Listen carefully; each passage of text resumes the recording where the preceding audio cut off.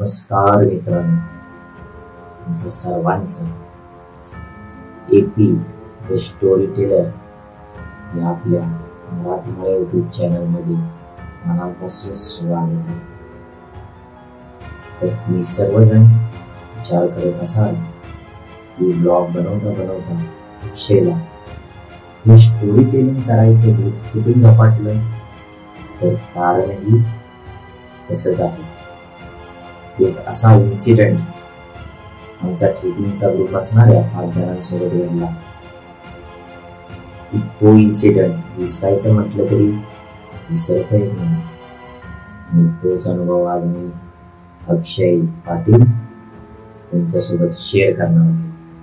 तर या स्टोरीला सुरू करण्याआधी तुम्हाला सर्वांना कळकळीची विनंती आहे की आपलं हे नवीन यूट्यूब चॅनल या यूट्यूब चॅनलला तुम्ही सबस्क्राईब करा आणि व्हिडिओ आवडल्यास नक्की लाईक, शेअर आणि सबस्क्राईब करा आणि बेल आयकॉन दाबायला विसरू नका. आणि त्याच प्रकारे तुमचे सुद्धा जर हॉरर किस्से आणि पॅरानॉर्मल गोष्टी जर तुमच्यासोबत घडल्या असतील तर त्या आमच्यासोबत शेअर करा आणि तुमचे किस्से आमच्या चॅनलवरती आणि आमच्या सबस्क्रायबर पर्यंत पोहोचवण्याचा पूर्णपणे प्रयत्न करू.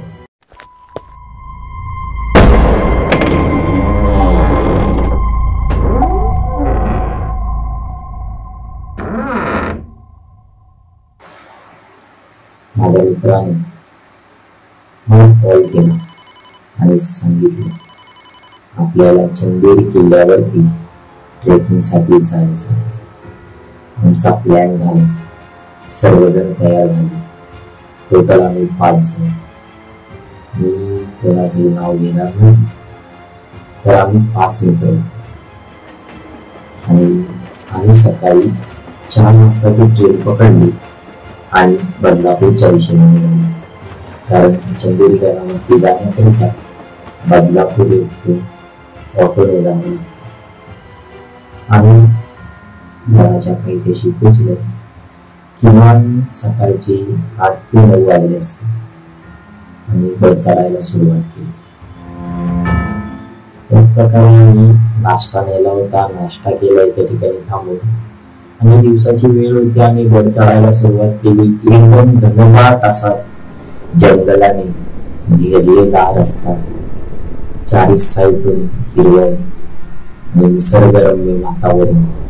त्या वातावरणातून आम्ही पुढे चालू लागलो आणि गड सर करण्यास सुरुवात केली. दुपारचे 3 वाजले असतील. 3 वाजता आम्ही एक गुफा मध्ये लागते गडाच्या मधून. तर आम्ही त्या गुफेपर्यंत दुपारचे 2:30 ते 3 वाजले असते तेव्हा पोहोचलो. तिथे आम्ही नेलेलं जेवण, टिफिन नेले होते आणि टिफिन खाल्ला. तिथे थोडंफार पाणी वगैरे तिथे डोहामधून भरून घेतले पिण्यासाठी आणि तिथून पुढचा गड चढण्यास सुरुवात केली. मी सर्वांना एक विनंती की चंदेरी या गडावर जर तुम्ही जाल तर गड चढण्याकरिता तुम्हाला 2 किंवा रोपवे याचा उपयोग करावाच लागेल. कारण खूप रिस्की गड आहे. अनेक इन्सिडेंट असे त्या गडावरती घडलेले आहेत की त्या गडावरून कोणीतरी पाय निसटून खाली पडला. नाही म्हटला तरी किमान ते किमान 90 अंशामध्ये तो गड असेल. आमची पहिलीच वेळ होती. आम्ही काही नेलं नव्हतं, पण आमच्या जिद्द होती आणि आम्ही ते करून दाखवलं. आम्ही गेलो, गड चढलो आणि 4:15च्या दरम्यान आम्ही गडाच्या टोकावरती पोहोचलो. तिथे छत्रपती शिवाजी महाराजांची, आपल्या आद्यदैवतांची सुंदर अशी एक मूर्ती आहे. तिथे आम्ही दर्शन घेतलं महाराजांचं. तिथे थोडेफार फोटो वगैरे आम्ही काढले. आता तुम्हाला तर माहित असेल गडावरती जायचं म्हटल्यावरती फोटो काढण्यामध्ये जो वेळ निघून जातो तो वेळ कशा प्रकारे जातो त्याचा अंदाजच कोणाला लागला नाही. वेळ निघत जवळपास 4, 4:15 वाजले आणि त्या गडावरतीच होतो.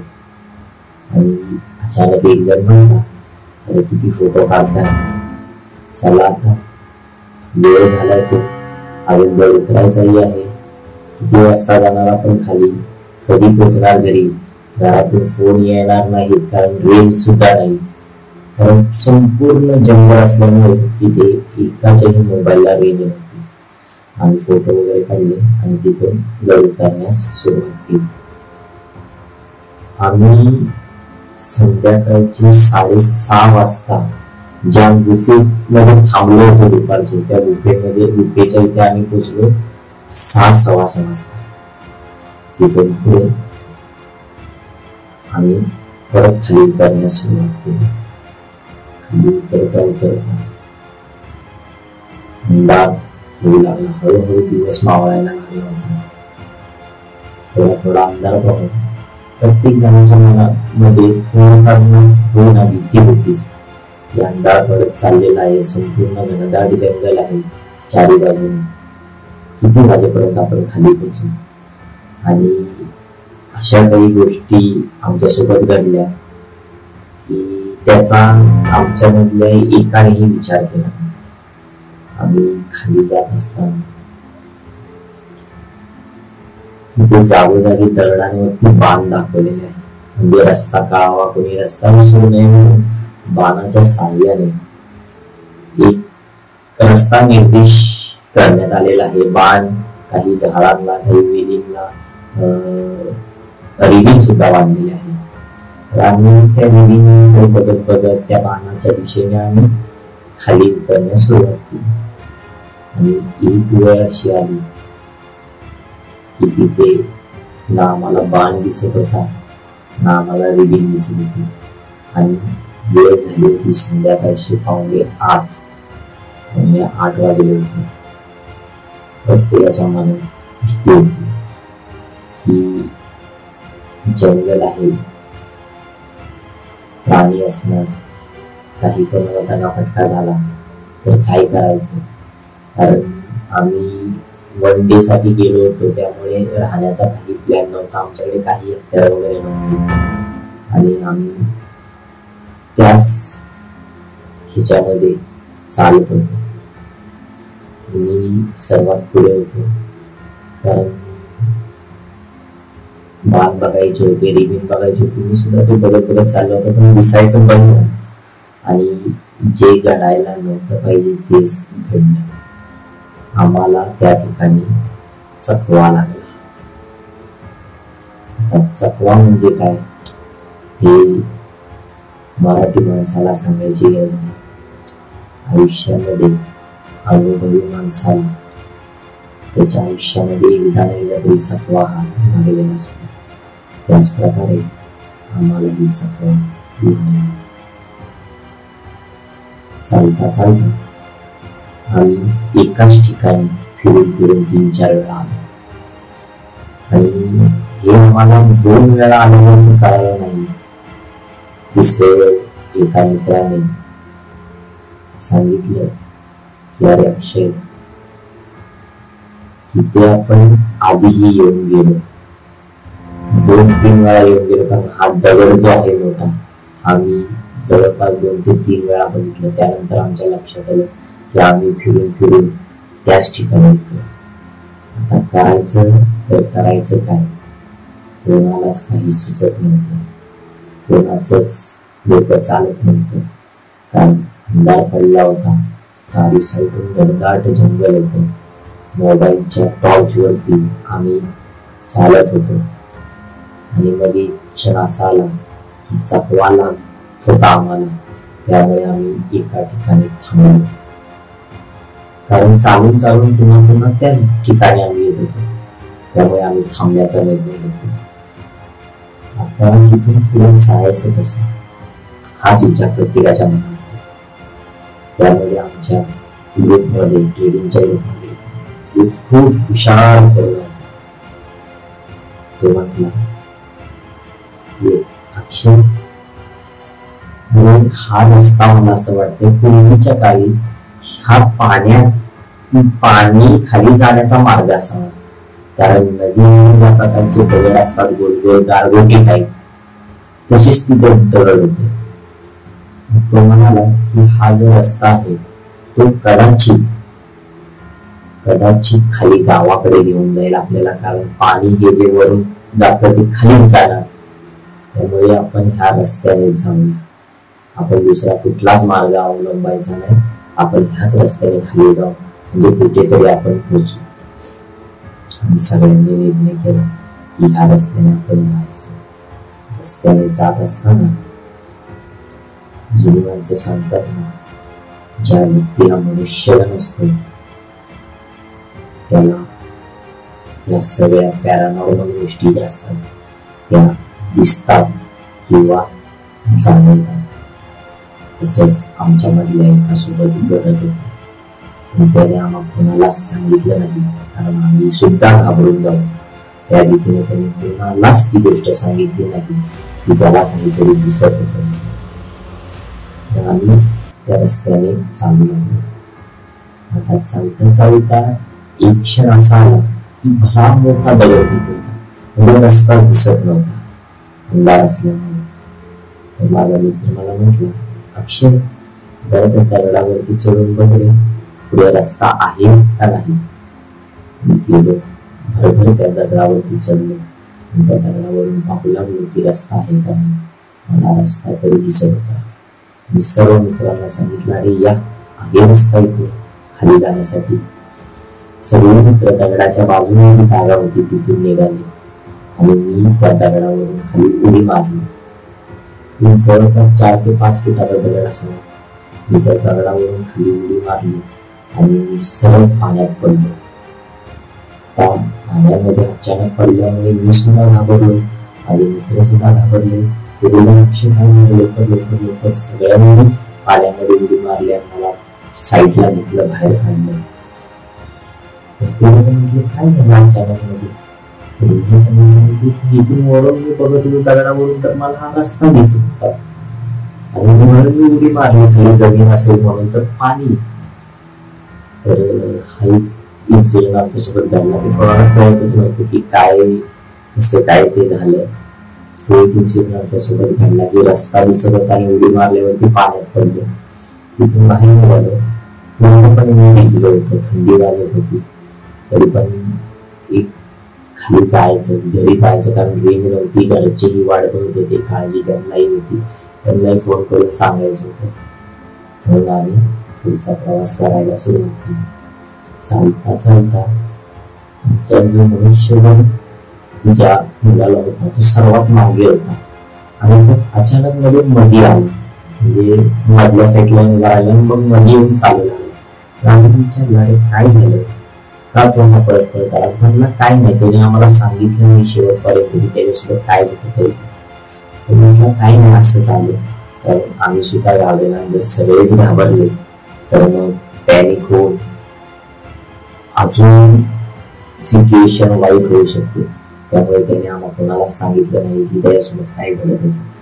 आम्ही चालत होतो, तितक्यात आम्हाला गाणी वाजल्याचा आवाज येऊ लागला, म्हणजे डीजेचा आवाज येतो त्या प्रकारे आवाज येऊ लागला. मग त्यामध्ये माझा एक मित्र म्हटला की गाण्याचा आवाज येतो, कदाचित गावामध्ये खाली डीजे लागलाय कोणीतरी, त्या डीजेचा आवाज येतो, तर आपण त्या आवाजाच्या दिशेने जाऊया म्हणजे आपण गावात पोहोचू. आता आम्ही नदीचा मार्ग सोडला आणि डीजेच्या आवाजाच्या दिशेने आम्ही चाललो.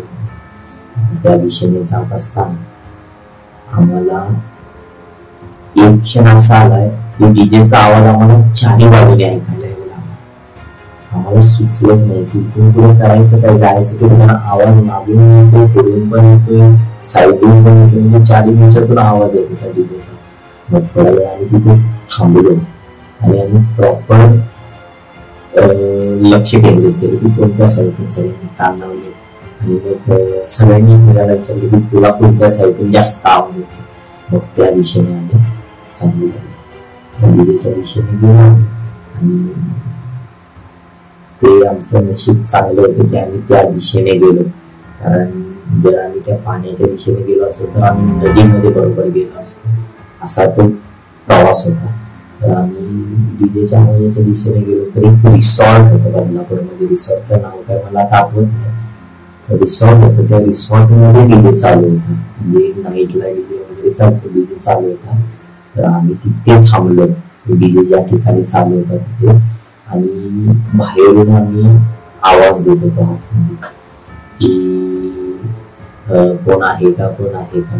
तर त्या रिसॉर्ट मधला स्टाफ एवढा चांगला होता. त्यातले एक जण मुलगा आहे, त्याने आम्हाला विचारलं की काय झालं. घडलेला संपूर्ण प्रकार त्याला सांगितलं. तर तो बोलला एक काम करा, तुम्ही फिरून या, मी पुढचा गेट उघडतो, तिथून आत घ्या. तर आम्ही तिथून आतमध्ये गेलो. त्या रिसॉर्टचे ओनर्स वगैरे, विला होता, ओनर्स वगैरे एवढे छान होते, एवढे चांगले होते. जे माणुसकी, आताच्या कलियुगामध्ये माणुसकी कमी बघायला भेटते. त्यांनी आम्हाला आतमध्ये घेतलं, पाणी वगैरे दिलं, त्यांनी विचारपूसही केली आम्हाला की काय झालं. आणि त्याच्यानंतर त्यांनी आम्हाला जी गोष्ट सांगितली त्यामुळे आम्हाला खूप, आम्ही 5 जण खूप नशीबवान होतो की आमची काहीतरी आमच्या आई वडिलांची पुण्य असेल की आम्ही त्या संकटातून बाहेर आलो, म्हणजे सुखरूप आलो.